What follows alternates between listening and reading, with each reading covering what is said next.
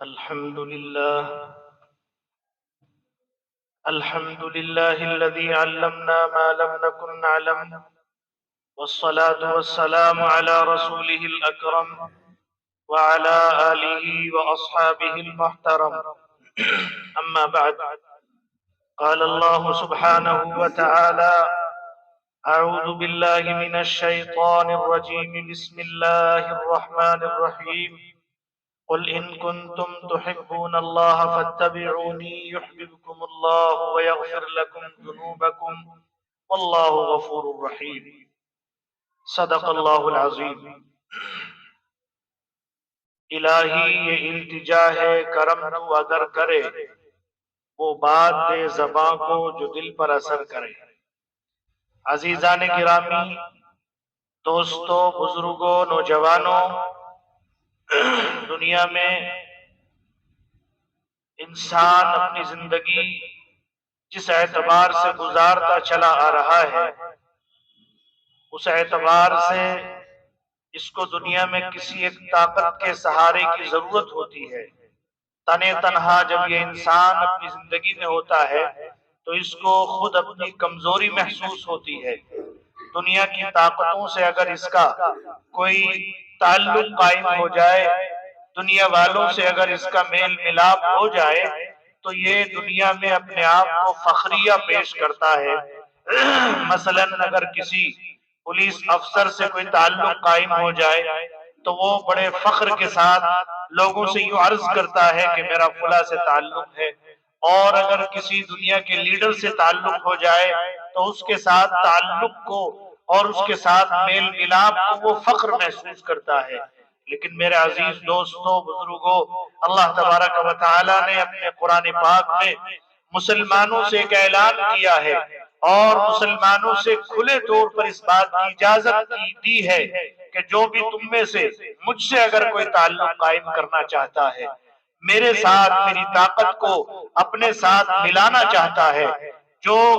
مجھ سے اپنے تمام دنیا کے بگڑے ہوئے کاموں کو بنوانا چاہتا ہے، اس کے لیے کہ اعلان یہ ہے: اگر تم مجھ سے محبت کرنا چاہتے ہو تو تم میرے نبی کی اتباع کرو. اللہ تعالیٰ کی طرف سے یہ اعلان ہے: قل ان کنتم تحبون اللہ فاتبعونی یحببکم اللہ ویغفر لکم ذنوبکم واللہ غفور رحیم. اللہ نے اعلان فرما دیا ہے کہ اگر تم اللہ سے محبت کرنا چاہتے ہو، یعنی اللہ کی محبت حاصل کرنا چاہتے ہو، اللہ تبارک و تعالیٰ تم سے محبت کرے اور تمہارے اوپر نظر رحمت کرے، اللہ کی طرف سے نظر عنایت ہو، تو اللہ کے نبی نے، اللہ تعالیٰ نے قرآن پاک میں اعلان کر دیا ہے کہ تم میرے حبیب کی اتباع کرنے والے بن جاؤ. اگر تم ایسا کرنا شروع کر دو گے تو پھر یہ میں تمہارے لیے دو تحفے پیش کرتا ہوں. ایک یہ کہ میں تمہیں اپنا محبوب بنا لوں گا، یعنی تم سے میں اپنی محبت کا اعلان کر دوں گا، اور دوسرا یہ ہے کہ اللہ تبارک و تعالی اس اتباع کی وجہ سے تمام گناہوں کو معاف فرما دے گی.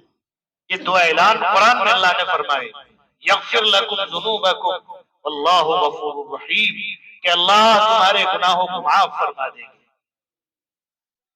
میرے عزیز دوستو، بزرگوں، حدیث پاک میں آتا ہے کہ جو بندہ اللہ تعالیٰ سے محبت کرتا ہے یا اللہ کے نبی محمد صلی اللہ علیہ وسلم کی اتباع کرتا ہے تو اللہ تبارک و تعالیٰ جبرائیل امین کو بلا کر یوں فرماتے ہیں: اے جبرائیل، مجھ سے فلاں بندہ محبت کرتا ہے،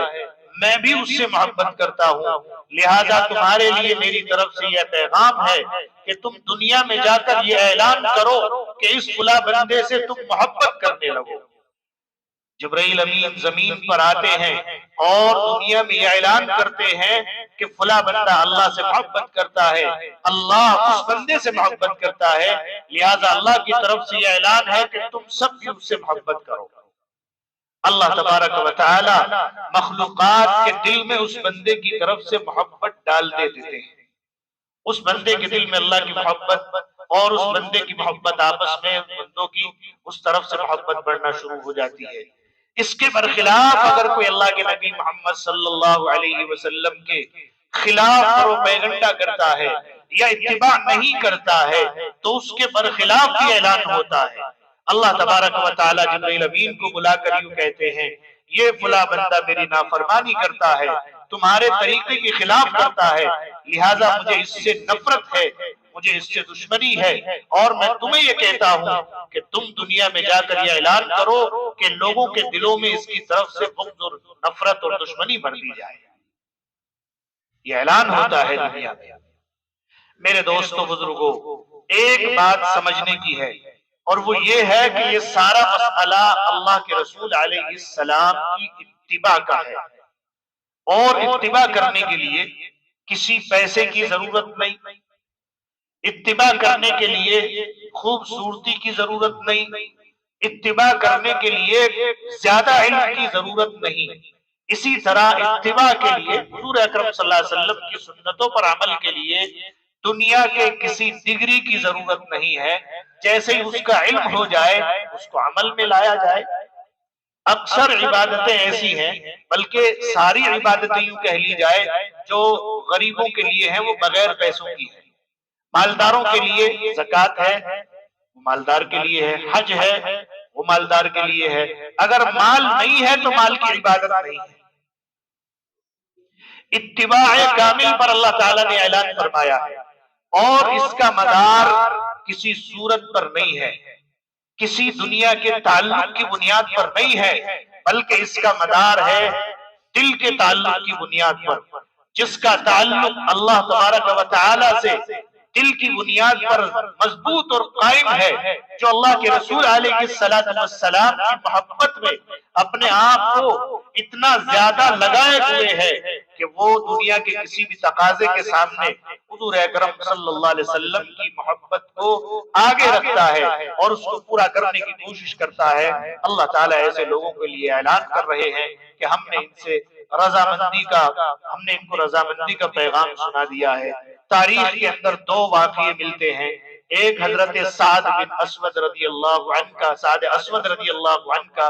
اور ایک جلیبیب رضی اللہ عنہ کا۔ یہ دونوں واقعے تاریخ میں ایک ہی جیسے ہیں۔ میں حضرت سعد اسود رضی اللہ عنہ کا واقعہ آپ کو سنا کر یہ بتانے کی کوشش کروں گا کہ اللہ تبارک و تعالیٰ کے یہاں محبت کا تعلق اور اللہ کے یہاں قربانی کا تعلق جو ہے وہ دل سے ہے۔ اس لیے میرے دوستو بزرگوں، حضرت سعد اسود رضی اللہ عنہ ایسے صحابی ہیں جن کا لقب بھی اسود ہے۔ اسود کہتے ہیں کالے کو، اور اسود کا مطلب بہت زیادہ کالا۔ اتنے بدصورت ایسے انسان کی دنیا کا کوئی آدمی ان سے اپنی بیٹی کی شادی کرنا پسند نہیں کرتا تھا۔ یہ اللہ کے رسول علیہ السلام کی خدمت میں حاضر ہوئے اور جا کر عرض کیا، یا رسول اللہ، کیا جنت میں صرف گورے انسان داخل ہوں گے؟ کیا اللہ تبارک و تعالیٰ نے جنت کی ساری نعمتیں ان مالداروں اور خوبصورت لوگوں کے لیے رکھی ہیں؟ کیا اللہ کے نبی، میں دنیا میں اس قابل نہیں ہوں کہ کوئی مجھ سے شادی کر سکے؟ رسول اکرم صلی اللہ علیہ وسلم کہنے لگے، تم یہ کہنا کیا چاہتے ہو؟ فرمایا، یا رسول اللہ، میں نے مدینے کے اندر ایک قبیلے اور ایک خاندان کے اندر اپنی شادی کا پیغام دیا، لیکن کوئی ایسا شخص نہیں ملا جو مجھ جیسے انسان سے اپنی بیٹی کی شادی کر دے۔ کوئی مجھے دیکھ کر میری بدصورتی کا بہانہ بناتا ہے، کوئی دیکھ کر کے یوں کہتا ہے کہ اس کے پاس نہ رہنے کے لیے مکان ہے، نہ کاروبار ہے، نہ پیسہ ہے، کچھ بھی تو نہیں ہے، پھر اب کس بنیاد پر اس کے لیے اپنی بیٹی پیش کر دیں؟ یا رسول اللہ، جوان اور جوانی کا تقاضا ہے، اگر کوئی غلطی ہو گئی، مجھ سے کوئی گناہ صادر ہو گیا تو کہیں ایسا نہ ہو کہ اس گناہ کے پاداش میں مجھے جہنم میں جانا نہ پڑ جائے، اس لیے میں آپ سے درخواست کرنے آیا ہوں کہ آپ میرا نکاح کرا دیجئے۔ رسول اکرم صلی اللہ علیہ وسلم نے فرمایا، ایسی بات ہے تو جاؤ قبیلہ بنو ثقیف میں۔ بنو ثقیف ایک ایسا خاندان، ایک ایسا گھرانہ، خاندان کے اندر جس کے حسن سلوک کا اور جس کی خوبصورتی کا، جس کی تہذیب و تمدن کا سارے مدینے کے اندر چرچا ہے۔ نبی اکرم صلی اللہ علیہ وسلم نے فرمایا، جاؤ فلاں قبیلے میں قبیلہ بنو ثقیف میں چلے جاؤ اور وہاں جا کر فلاں کے گھر پر دستک دو اور ان سے کہو کہ رسول اکرم صلی اللہ علیہ وسلم نے آپ کی حسین و جمیل اور خوبصورت بیٹی کا نکاح مجھ جیسے کالے کلوٹے انسان سے کر دیا ہے۔ یہ پیغام لے کر کے یہ خوشی خوشی نبی اکرم صلی اللہ علیہ وسلم کی طرف سے ان کے گھر پہنچے ہیں۔ جا کر آواز لگائی، میرے عزیزو دروازہ کھلا، انہیں بتایا گیا کہ مجھے رسول اللہ صلی اللہ علیہ وسلم نے بھیجا ہے۔ یہ محبت رسول کے اندر اپنے گھر کے اندر اس صحابی کو داخل فرماتے ہیں، دسترخوان بچھا کر اس کا اکرام اور اعزاز کرتے ہیں۔ لیکن دوستو بزرگوں، جب دسترخوان پر بیٹھے یہ کھانے کے لیے ان سے اشارہ کرتے ہیں، آپ دسترخوان پر نوش فرمائیے۔ یہ صحابی فرماتے مجھے دسترخوان کی ضرورت نہیں تھی، میں تو اس انتظار میں تھا کہ مجھ سے پوچھے کہ آپ کیوں آئے ہیں۔ انہوں نے معلوم کیا آخر میرے نبی نے، میرے حبیب، میرے محبوب نے آج مجھے کیوں یاد کیا ہے۔ انہوں نے فرمایا کہ رسول اکرم صلی اللہ علیہ وسلم نے ارشاد فرمایا کہ آپ کی حسین و جمیل خوبصورت بیٹی کا نکاح مجھ جیسے انسان سے اللہ کے رسول نے کر دیا ہے۔ وہ بیٹی جس کے بارے میں یہ پیغام دیا گیا تھا وہ بھی پیچھے پردے کے آڑ میں سن رہی تھی اس پیغام کو۔ وہ صحابی کہنے لگے شرعی مزاج تو یہ ہے کہ بچے اور بچی کی جوڑی ملائی جائے، شرعی مزاج تو یہ اللہ کے نبی علیہ السلام کی دوسری روایت میں یہ بات ملتی ہے۔ انہوں نے ان روایتوں کو سامنے رکھتے ہوئے یوں کہا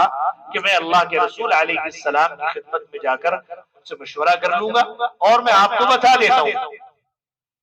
مشورہ کر کے بتا دیتا ہوں۔ یہ صحابی وہاں سے اٹھے، واپس اپنے گھر کی طرف یا مسجد نبوی کی طرف حضور اکرم صلی اللہ علیہ وسلم کو اطلاع دینے کے لیے پہنچے۔ وہ بیٹی جب اس نے پیغام سنا کہنے لگی ابا جان آپ نے کیا غضب کر دیا، کہیں ایسا نہ ہو اللہ کی طرف سے کوئی پکڑ نہ آ جائے، کوئی قرآن کی آیت نازل نہ ہو جائے اور ہم دنیا کے لیے عبرت کا نشان نہ بن جائے۔ تم ابھی اسی وقت اللہ کے رسول کی خدمت میں جاؤ اور جا کر یوں عرض کر دو یا رسول اللہ جیسے آپ نے چاہا ویسے ہی وہ نکاح ہو گیا، مجھے منظور ہے۔ اللہ کے نبی علیہ السلام کی خدمت میں لکھا ہے کہ یہ صحابی حضرت سعد اسود سے پہلے پہنچ گئے اور جا کر کے عرض کیا یا رسول اللہ سعد کی جس پیغام کو لے کر آپ نے بھیجا تھا میں نے اس پیغام کو قبول کر لیا ہے اور آپ صلی اللہ علیہ وسلم کے آپ کے کہنے کے مطابق وہ شادی ہو گئی، وہ نکاح ہو گیا ہے۔ حضرت سعد جب یہ بات چل رہی تھی وہاں پہنچے، اللہ کے نبی نے انہیں مبارک بات پیش کی کہ سعد تمہیں مبارک ہو، اللہ نے تمہیں زوجہ عطا فرما دی ہے۔ میرے دوستو بزرگوں، یہ صحابی اپنے گھر پہنچ گئے جن کی بیٹی تھی، لیکن سعد اسود رضی اللہ عنہ آ کر کہنے لگے یا رسول اللہ آپ تو جانتے ہیں اچھی طرح سے میرے پاس میرے لیے رہنے کا گھر نہیں ہے، میرے پاس بیوی کے لیے اس کی رخصتی کے انتظامات نہیں ہیں، میں اس کے لیے کچھ نہ کچھ تو انتظام کروں گا۔ عرب کی تاریخ میں اور اسلام کی تاریخ میں یہ ہے کہ کسی بیٹی والے سے کوئی جہیز پورے عرب کے اندر نہیں لیا جاتا ہے، صرف اس بیٹی کو نکاح میں اس کا مہر دیا جاتا ہے اور اس کی طرف سے کوئی اس طرح کا پروگرام، کوئی کسی طرح کی باتیں نہیں ہوتی ہیں۔ اپنے لڑکے اپنی طرف سے سارے جہیز کا انتظام کرتے ہیں، گھر کا سارا جتنا بھی کام ہے، جتنے ضروری چیزیں ہیں، سب عرب کے اندر آج بھی یہ دستور قائم ہے اور یہ حکومت محمد صلی اللہ علیہ وسلم نے قائم کی تھی، یہ شریعت محمد صلی اللہ علیہ وسلم نے قائم کی تھی، آج بھی ایسا موجود ہے۔ تو ان صحابی نے اللہ کے رسول سے جا کر عرض کیا رسول اللہ میں کچھ تو انتظام کروں، مجھے کچھ قرض دلا دیجئے۔ رسول اکرم صلی اللہ علیہ وسلم نے فرمایا جاؤ فلاں صحابی کے پاس چلے جاؤ، ان کے پاس جا کر ان سے تم قرض لے لو اور میرا حوالہ پیش کر دینا۔ میرے دوستو بزرگوں، یہ صحابی کہتے ہیں میں گیا، میں نے جا کر ان سے 30,000 دینار لیے اپنی بیوی کی رخصتی کے لیے اور وہ جیب میں ڈال کر مدینے کی مارکیٹ میں نکلا ہوں۔ ضروری سامان خریدنے کی التجا اور تمنا ہے، خواہش یہ ہے کہ سامان کی پسندیدگی چل رہی ہے، یہ بھی پسند کر لیتا ہوں، یہ بھی لے لیتا ہوں، یہ بھی لے لیتا ہوں۔ ان تمام چیزوں کو پسند کرنے کے دوران ہی اچانک کوئی آواز دینے والا یہ آواز دیتا ہے کہ اسلام کو مجاہدین کی ضرورت ہے، آج دشمنان اسلام اللہ والوں کو للکار رہے ہیں، اسی وقت اللہ کے راستے میں نکلنے کی ضرورت ہے۔ ایک اعلان مدینے کی مارکیٹ میں مدینے میں ہوتا ہے، یہ صحابی فرماتے جیسے میرے کان میں یہ آواز پڑی کہ رسول اللہ صلی اللہ علیہ وسلم کی طرف سے یہ اعلان کیا گیا کہ اس وقت نوجوانوں کی ضرورت اسلام کو ہے، ان کو بازار کی زینت بننے کی ضرورت نہیں، ان کو کاروبار میں لگنے کی ضرورت نہیں، اس وقت ضرورت یہ ہے کہ وہ اسلام کی طرف لوٹ آئے۔ یہ فرماتے میں نے اپنا ارادہ بدلا اور میں دوسری مارکیٹ میں گیا، میرے پاس گھوڑا نہیں تھا، میں نے ایک گھوڑا خریدا، ایک تلوار خریدی، ایک زرہ خریدی، میدان کارزار کے اندر میں یہ مجاہدین والا سامان لے کر کے پہنچا ہوں۔ میں نے اپنے منہ پر، آج کل تو سب جانتے ہیں ماسک لگا کر کے چہرہ چھپانے کی عادت سب کو ہے، انہوں نے فرمایا میں نے اپنے منہ کو چھپایا اور رسول اللہ صلی اللہ علیہ وسلم اس میدان جنگ میں موجود تھے۔ میرے دوستو بزرگوں، اللہ تعالیٰ نے اس صحابی کو طاقت عطا فرمائی تھی، اس طاقت کے نتیجے میں یہ صحابی دشمنوں کی صفوں کو چیرتے ہوئے، ان کو تہے تیغ کرتے ہوئے، جہنم رسید کرتے ہوئے آگے بڑھتا چلا جا رہا ہے۔ رسول اللہ صلی اللہ علیہ وسلم نے دیکھا آخر یہ کون ہے، یہ پہچان میں تو کوئی آ نہیں رہا ہے۔ بڑھتے بڑھتے جب دشمنوں کے جتھے میں پہنچا ہے، دوست بزرگوں چاروں طرف سے اس صحابی پر حملہ ہوا اور یہ صحابی شہید ہو کر جب نیچے گر جاتے ہیں، ادھر صحابہ کرام کی صف جب اس طرف آتی ہے، اللہ کے نبی علیہ السلام دیکھتے میرا چہیتا صحابی تڑپ رہا ہے، حضور اکرم صلی اللہ علیہ وسلم نے ان کو اٹھایا، چہرہ کھولا تو رسول اللہ صلی اللہ علیہ وسلم کی آنکھوں سے آنسو جاری ہو گئے کہ میرا ایک ایسا صحابی جو مجھ سے ابھی چند دن پہلے اپنی شادی کرانے کے لیے درخواست کرنے آیا تھا، میری درخواست پر اس کا نکاح ہوا، آج وہ یہاں میدان میں نے تو اسے بلایا نہیں تھا، ایک عام آواز لگائی اس میں یہ بھی چلا آیا۔ دوستو بزرگوں، یہ صحابی آپ صلی اللہ علیہ وسلم کی گود میں موجود ہے، آپ کی آنکھوں سے آنسو جاری ہے۔ رسول اللہ صلی اللہ علیہ وسلم تھوڑی دیر کے بعد مسکرانے لگے، آپ کے چہرے پر مسکراہٹ آ گئی، آپ صلی اللہ علیہ وسلم دیکھ رہے تھے تو آپ نے چہرہ اس طرف کر لیا۔ صحابہ کرام ایسی نقل کرنے والے ایک ایک بات کو حضرات صحابہ کرام نے اللہ کے رسول علیہ السلام کی نقل کیا ہے، ایک ہی مجلس میں تینوں باتیں پیش آئی، تینوں کو نوٹ کیا، آپ روئے بھی، مسکرائے بھی اور دوسری طرف چہرہ کیا۔ جب حضرت سعد اسود رضی اللہ عنہ کے اس معاملے سے آپ فارغ ہوئے تو صحابہ کرام نے بعد میں معلوم کیا، اس میں یہ تھا کہ اللہ کے نبی علیہ السلام آپ روئے کیوں؟ اللہ کے نبی نے فرمایا رونا مجھے اس لیے آیا، ایک تو میرا اسلام کا مجاہد اس سے جدا ہو گیا، اور دوسرا یہ کہ یہ چند دن پہلے مجھ سے اپنی شادی کا پیغام لے کر آیا تھا، میں نے اس کی درخواست پر اس کا نکاح کرایا، ابھی رخصتی بھی نہیں ہوئی تھی، یہ اتنی بڑی قربانی دے کر آیا ہے، مجھے غم ہوا، لیکن مجھے اس کے مرتبوں کو دیکھ کر، اس کے مقام کو دیکھ کر خوشی ہوئی۔ میں نے دیکھا کہ جنت کی حور زمین پر اتر آئی ہے آسمان سے، جنت کی حوروں میں جھگڑا ہو رہا ہے، ایک کہتی ہے سعد سے میرا نکاح ہوا ہے، دوسری کہتی ہے سعد سے میرا نکاح ہوا ہے، ان حوروں میں جھگڑا چل رہا تھا۔ میں نے دیکھا کہ سعد کا مقام اور مرتبہ یہ ہے کہ اللہ تعالیٰ نے اپنے نظام قدرت کو بدل دیا، جنت کی حوروں کو زمین پر اتار کر اپنے ساتھ یہاں دنیا کے اندر پیش کر دیا ہے۔ اللہ کے نبی علیہ السلام نے اپنے صحابہ سے فرمایا کہ اس کا یہ گھوڑا، اس کی تلوار، اس کا یہ سامان ان کے سسرال والوں کو جا کر دے دینا اور ان سے یوں کہہ دینا کہ تم نے تو نہیں بتایا آ کر کے، لیکن مجھے یہ بات معلوم ہے کہ تم نے یہ بات مشورے میں ڈال دی تھی۔ اللہ کے یہاں اس سعد کا وہ مقام ہے کہ دنیا کے کسی ایسے شخص کا میرے سامنے ابھی تک مقام نہیں آیا ہے۔ میرے دوستو بزرگوں، تیسری بات وہ یہ تھی کہ ان میں سے ایک حور کی پنڈلی کھلی ہوئی تھی، اللہ کے رسول فرمانے لگے مجھے تو غیرت محسوس ہوئی کہ میں اس کو دیکھوں۔ پیارے دوستو، اللہ کے یہاں مقام پانے کے لیے کسی صورت کی ضرورت نہیں ہے، میں نے یہ بات پہلے عرض کر دی ہے، صورت جیسی بھی ہو، مال دولت ہو نہ ہو، اطاعت رسول ہونا ضروری ہے۔ مال ہے تو بھی اطاعت ہونا ضروری ہے، مال نہیں ہے تو بھی اطاعت ہونا ضروری ہے۔ ایسے صحابہ آپ کو ملیں گے جن کے پاس مال کے انبار لگے ہوئے ہیں، اس کے باوجود بھی اللہ کے یہاں مقبول ہیں۔ ایسے صحابہ آپ کو ملیں گے جن کے پاس ایک وقت کا بھی کھانے کا انتظام نہیں ہے، پھر بھی اللہ کے یہاں مقبول ہیں۔ ہمارا نظریہ یہ ہے دنیا کے اندر کہ مال و دولت ہے تو ہم کچھ کر پائیں گے، مال و دولت نہیں ہے تو کچھ بھی نہیں کر پائیں گے۔ ایسا نظریہ مسلمانوں کا نہیں ہے، یہودیوں کا ہو سکتا ہے، عیسائیوں کا ہو سکتا ہے، یا دنیا میں کسی اور لادینیت کا ہو سکتا ہے، اسلام کا ایسا نظریہ نہیں ہے۔